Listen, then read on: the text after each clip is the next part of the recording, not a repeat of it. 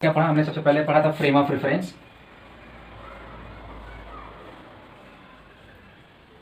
Inertial frame of reference,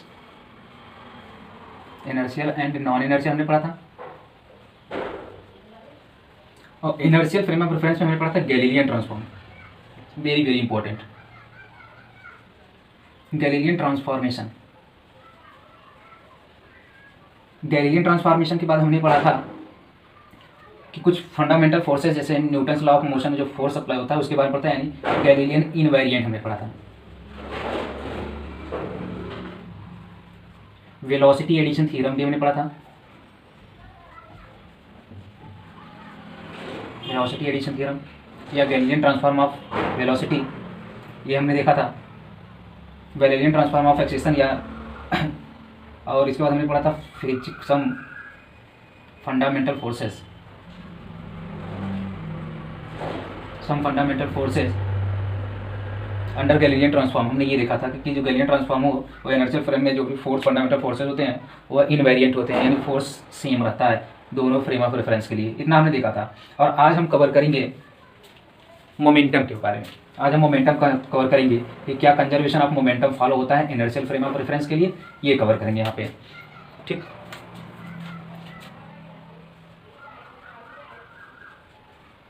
तो next topic है आज का कंजर्वेशन ऑफ मोमेंटम।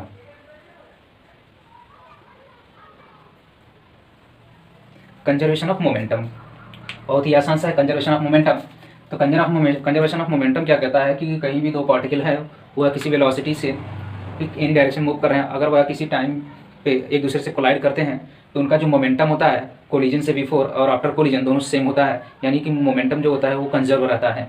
हम यहाँ पे प्रूव करेंगे कि क्या इनर्शियल और non inertial frame of reference में भी momentum, sorry two inertial system के लिए मोमेंटम कंजर्व होता है या नहीं होता। Two inertial frame of reference के लिए हम देखेंगे कि क्या दोनों फ्रेम ऑफ रेफरेंस में मोमेंटम जो होता है पार्टिकल का वह कांस्टेंट यानी कंजर्व रहता है या नहीं रहता है। ठीक, तो मोमेंटम हम जानते हैं, मोमेंटम अगर मान ले कि P1 किसी पार्टिकल का मोमेंटम है और P2 सेकंड पार्टिकल का मोमेंटम, तो P1 प्लस P2 ये टोटल मोमेंटम होगा बिफोर कोलिजन बराबर P1 प्लस P2 ये मोमेंटम होगा आफ्टर कोलिजन। ठीक, तो किसी भी सिस्टम में हम दो पार्टिकल को मान लेते हैं, दो पार्टिकल मानेंगे किसी इनर्शियल सिस्टम में। मान लेते हैं कि पहला जो इनर्शियल सिस्टम है, पहला इनर्शियल सिस्टम ये x हो गया, ये y और ये z और ये ऑब्जर्वर है। यहाँ मान लेते हैं पार्टिकल है m1 और ये पार्टिकल है m2। इसकी इनिशियल वेलोसिटी है u1 और इसकी इनिशियल वेलोसिटी है u2। दो पार्टिकल हमारा, ये पहला इनर्शियल सिस्टम है s, ये इनर्शियल फ्रेम ऑफ रेफरेंस है पहला इनर्शियल सिस्टम s। इसमें पहला पार्टिकल है m1 जिसकी इनिशियल वेलोसिटी u1, एक दूसरा पार्टिकल है हमारा, दूसरा मास पार्टिकल है m2 जिसकी इनिशियल वेलोसिटी क्या है u2। तो m1 और m2 जब कोलाइड करेंगे तो कोलिजन के बाद इसकी वेलोसिटी v1 और इसकी वेलोसिटी v2। तो हम कंसीडर कर लेते हैं कि कोई इनर्शियल फ्रेम है S जिसमें दो मास पार्टिकल m1 और m2 इनिशियल वेलोसिटी u1 और u2 से मूव कर रहा है। तो बिफोर कोलिजन का मोमेंटम क्या हो जाएगा, इसका मोमेंटम होगा p1 और इसका मोमेंटम होगा p2। ठीक है, बिफोर कोलिजन। और आफ्टर कोलिजन भी मोमेंटम देखेंगे और दोनों को देखेंगे क्या मोमेंटम, इसमें जो इस फ्रेम ऑफ रेफरेंस के लिए जो मोमेंटम है, तो क्या यह मोमेंटम इन दूसरा इनर्शियल फ्रेम ऑफ रेफरेंस जो एस डैश होगा जो कि किसी वेलोसिटी से पहले से मूव किया रहेगा, क्या उसके लिए भी सेम आता है, कांस्टेंट होता है या नहीं, ये हम चर्चा करेंगे। तो हम मान लेते हैं कि कोई फ्रेम ऑफ रेफरेंस है एस,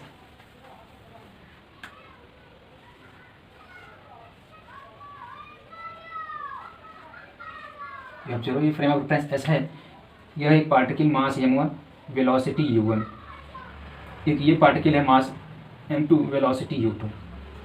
ठीक, तो हम सपोज कर लेते हैं कि टू पार्टिकल्स हैं m1 और m2, इनकी इनिशियल वेलोसिटी u1 और u2 है जो किसमें है, फ्रेम s में। तो किसी inertial frame of reference s में एक पार्टिकल m1 और दूसरा पार्टिकल m2 है, पहले की वेलोसिटी इनिशियल वेलोसिटी u1 और दूसरी वेलोसिटी क्या है, u2 है। ठीक है, तो ये क्या कर रहे हैं कि मूव कर रहे हैं इनिशियल वेलोसिटी से और किसी टाइम पे ये एक दूसरे से कोलाइड कर जाते हैं। मान लेता हूँ यहाँ पे कि u1 जो है ग्रेटर है u2 से, तो u1 जाके इससे कोलाइड कर लेगा। जैसे ही कोलिजन होगा तो कोलिजन के बाद मोमेंटम क्या होगा वो हम निकाल लेंगे। ठीक है, तो बिफोर कोलिजन पहले बात कर लेते हैं। बिफोर कोलिजन मोमेंटम कितना होगा, पहला मोमेंटम m1 u1 और दूसरे का, या टोटल मोमेंटम लिखते हैं बिफोर कोलिजन टोटल मोमेंटम, पहले का होगा m1 u1 और दूसरे का m2 u2। ये कोलिजन से बिफोर मोमेंटम निकला।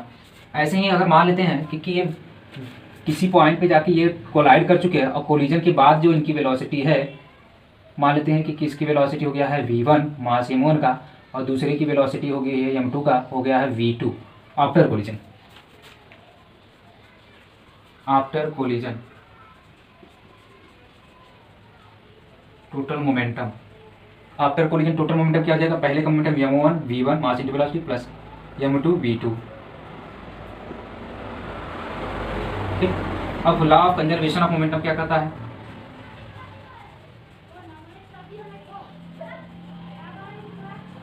Law of conservation of momentum क्या कहता है,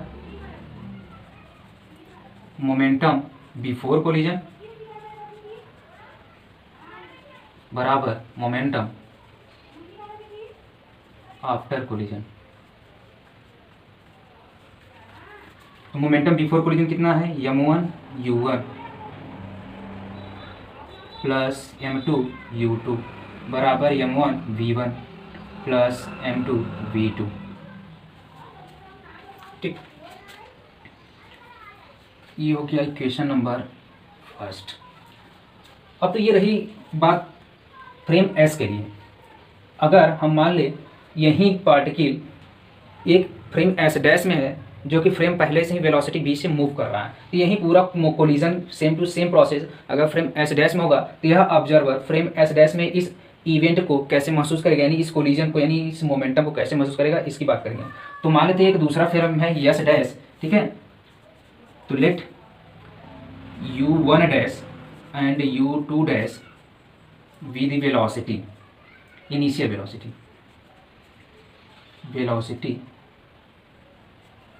of m1 and m2 in s dash which move with constant velocity। हमेशा s dash constant velocity से मूव करता है, ये हमने पीछे देखा है, constant velocity v। ठीक है, तो किसी कांस्टेंट वेलोसिटी v से क्या कर रहा है, एस डैश मूव कर रहा है, और उस एस डैश फ्रेम में u1 डैश और u1 और u2 इनिशियल वेलोसिटी, डैश लिखा मतलब एस डैश फ्रेम में ये वेलोसिटी है दोनों पार्टिकल का, m1 और m2 का। ठीक है, तो हम देख अब मान लेते हैं and v1 dash and v2 dash with velocity after collision. जब वो कोलाइड कर जाते हैं तो उनकी वेलोसिटी v1 डैश और v2 डैश, v1 और v2 इन डैश यानी सेकंड यानी एस डैश फ्रेम में।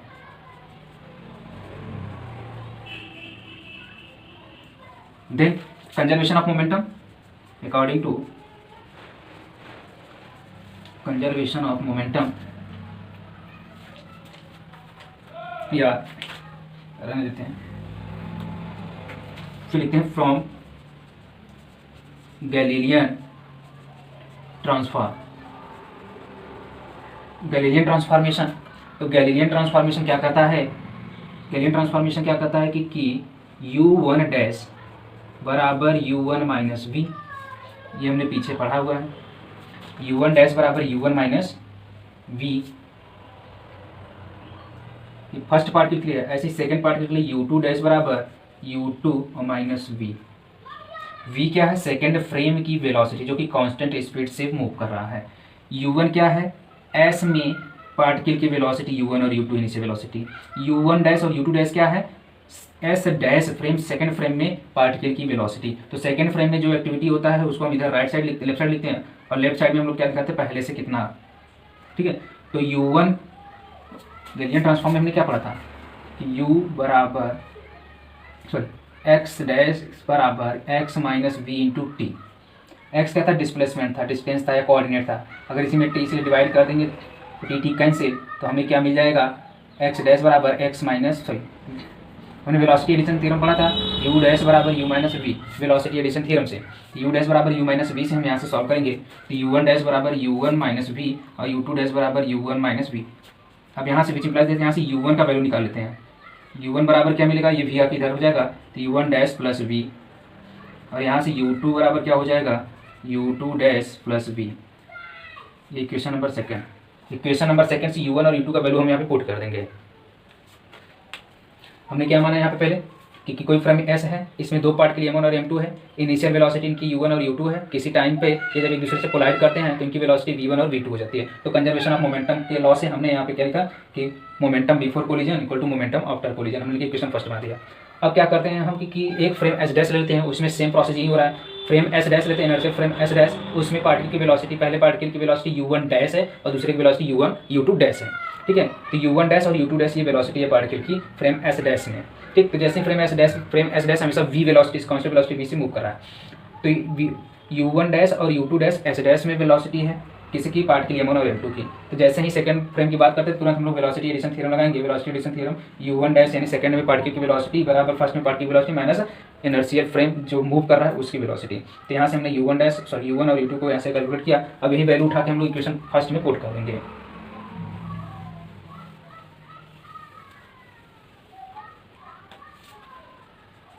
Now from equation first and second, first and second से क्या मिलेगा, पहला इक्वेशन क्या है m1 और u1 का वैल्यू क्या है u1 डैश प्लस v, फिर प्लस m2 है m2, u2 की जगह क्या है u2 डैश प्लस v बराबर m1 v1 plus m2 v2, m1 v1 plus m2 v2 ऐसे ही है। 1 सेकेंड, एक मिनट। अब देखिए यहाँ पे हमने इनिशियल वेलोसिटी में लिखा था, ऐसे ही एक वेलोसिटी और है जब ये कोलिजन के बाद होता है, सेकेंड फ्रेम में भी जब कोलिजन होगा तो कोलिजन के बाद v1 डैश बराबर v1 minus v and v2 दिख रहा है,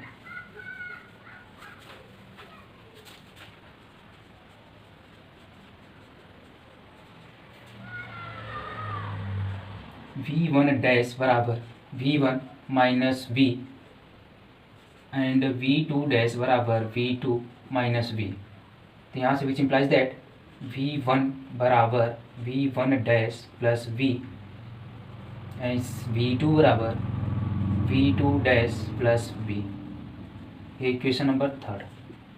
अब फर्स्ट सेकेंड और थर्ड से, from equation first second and third हमने क्या किया कि जैसे ही वेलोसिटी एडिशन थ्योरम लगाया इनिशियल वेलोसिटी के लिए, ऐसे ही वेलोसिटी एडिशन थ्योरम लगाया फाइनल वेलोसिटी के लिए। जब ये मूव करेंगे, जब कोलाइड करेंगे सेकंड फ्रेम एस डैश में तब, तो सेकंड फ्रेम में जैसे मूव करेंगे, सेकंड फ्रेम में कोलिजन के बाद वेलोसिटी क्या है v1 dash and v2 dash है। तो v1 डैश बराबर क्या हो जाएगा वेलोसिटी एडिशन थ्योरम से, तो v1 डैश बराबर क्या हो जाएगा v1 यानी कि पहले में जो कोलिजन के बाद हुआ है v1 माइनस सेकंड फ्रेम की वेलोसिटी, v2 डैश मतलब सेकंड फ्रेम में कोलिजन के बाद वेलोसिटी, ठीक, वो किसके बराबर होगा फर्स्ट फ्रेम में कोलिजन के बाद वेलोसिटी माइनस सेकंड फ्रेम की वेलोसिटी।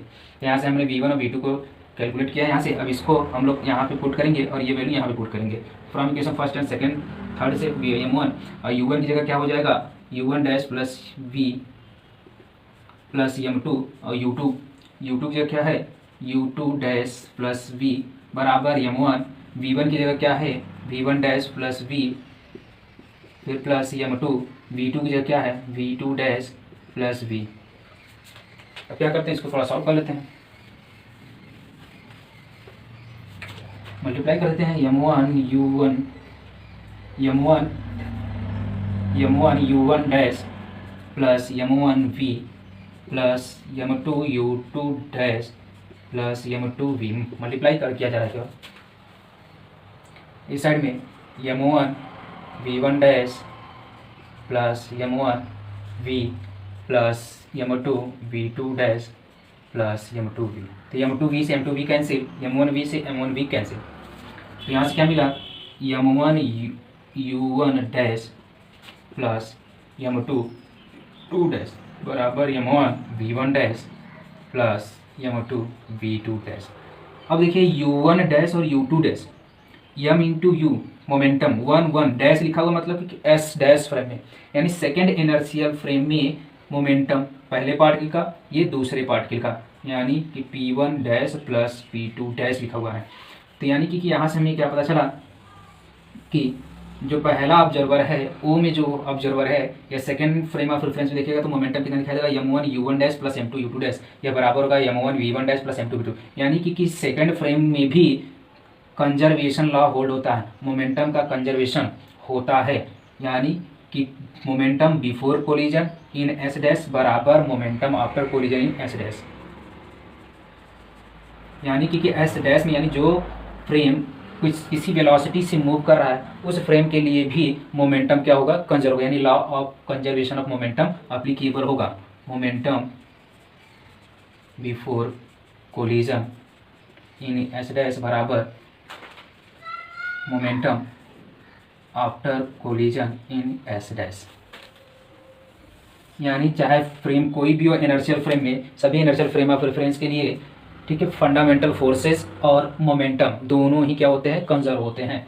ठीक, तो कंजर्वेशन ऑफ मोमेंटम का जो लॉ है वह किसी भी इनर्शियल फ्रेम ऑफ रेफरेंस के लिए अप्लीकेबल होता है। ठीक, तो जो फ्रेम ऑफ रेफरेंस किसी कांस्टेंट वेलोसिटी से मूव करेगा उसके लिए भी law of conservation of momentum applicable होगा।